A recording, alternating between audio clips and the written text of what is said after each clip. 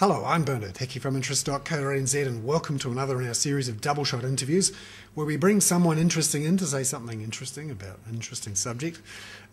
Housing. There's no subject more interesting to us than housing, and we've got Peter Thompson here, the Managing Director of Barfoots and Thompson, the largest real estate agency group in Auckland, who've just released their figures for September. Welcome into interest.co.nz, Peter. Thank you very much.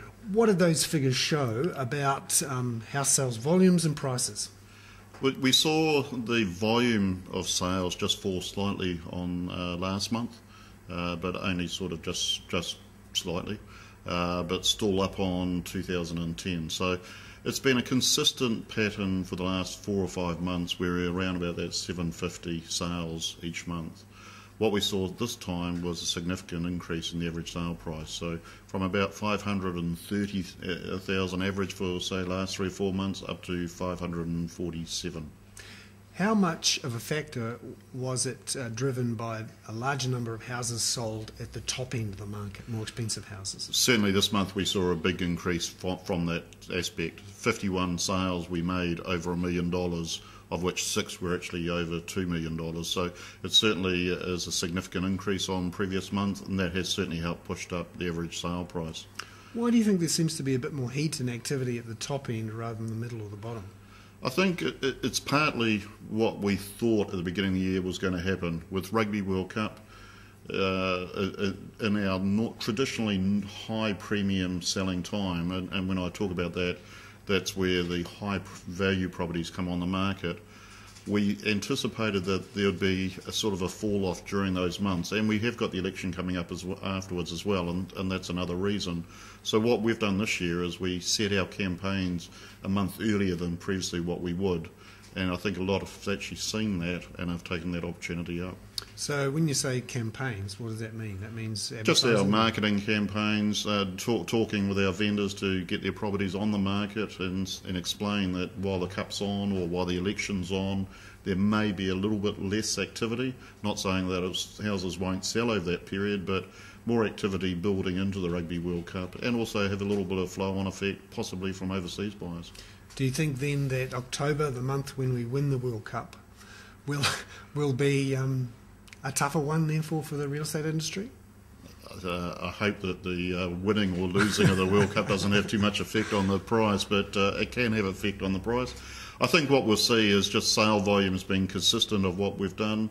I think the average sale price will still increase, possibly not any more than what we've seen this month, but we won't see our traditional real peak of October, November, because we do go into an election straight after the Rugby World Cup as well.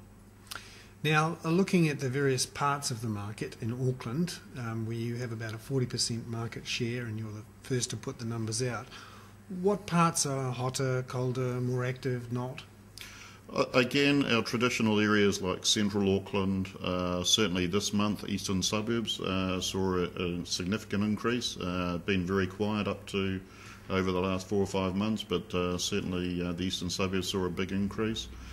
Devonport was an area that was traditionally very strong, with certainly $1 million plus properties, but also the likes of Manurewa and the South Auckland area saw an increase as well. Now, looking ahead for the next couple of months, there's been some talk that interest rates are on hold, possibly even falling if things go pear-shaped overseas. How are buyers and sellers feeling about what's happening internationally with all this drama in financial markets and the outlook for interest rates? I think it's fair to say that 95% of our buyers are buyers from within New Zealand. So there's not a lot of overseas. I think a lot of people look at that as possibly a reason not to buy. But if we have a look at the States, for instance, the States has actually been in a downfall for 4 or 5 years now.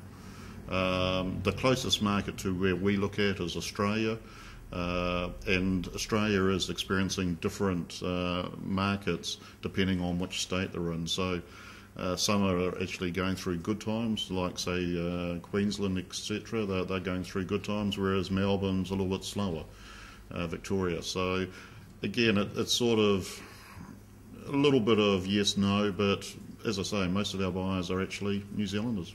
And what about vendors? We saw listings maybe not taking off as much as they might have done going into spring in previous years. What's the feeling there? Again, I think there's just still a little reluctance, certainly with what's happening in the global economy.